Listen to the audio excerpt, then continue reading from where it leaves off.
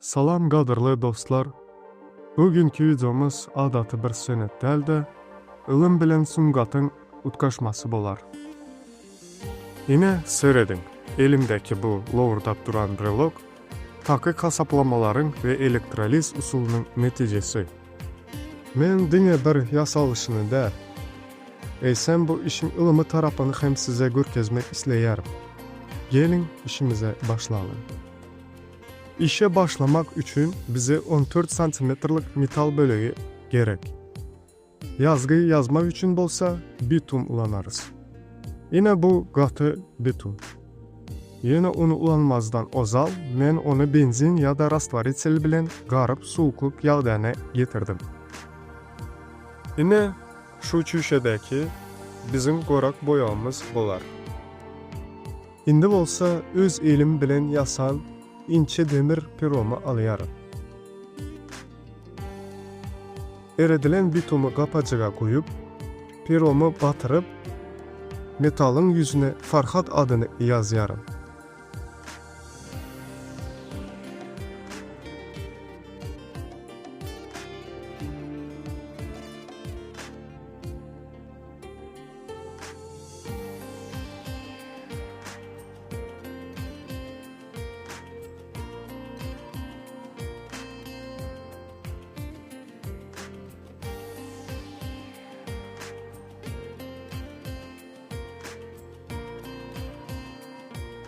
Yazgı kurandan soň küçücük lamel plastinkası bilen harfların üstüne koyup kanseller bıçağı bilen qıralarını qırıyarım.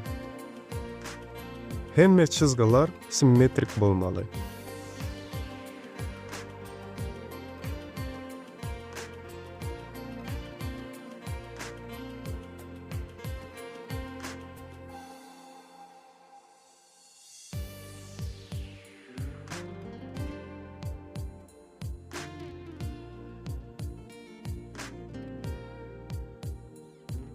İndi schema üns verelim.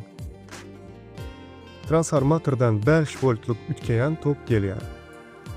Onu hemşelik toga öğürmek üçün bize diyot köprüsü yani diyot mostu gerek. Onun vazifesi togu dine bir uğura gönüktürmektir. Diyot köprüsünden çıkan kızıl sim plus brelokda kılyan statife birikyer. Gök sim minus bolsa elektroda gönüp çatılıyar. Bizim vanımızda duzlu su var.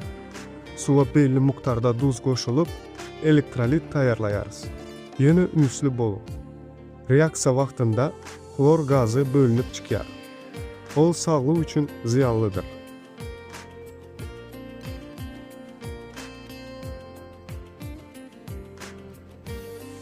Görüşünüz yalı diyot köprüsünden çıkan kızıl sim statife birikir.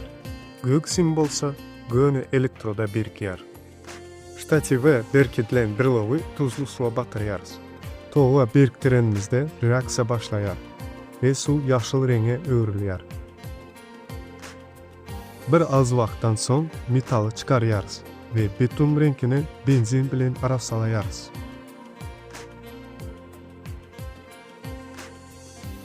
Görün metal nähil gowy ve çumur iyilip yazgı kaldırıptır.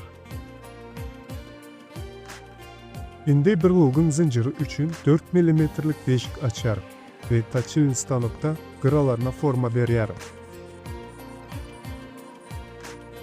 Sonra 2 mm'lik şkurka bilen gowy edip polirovka edýär.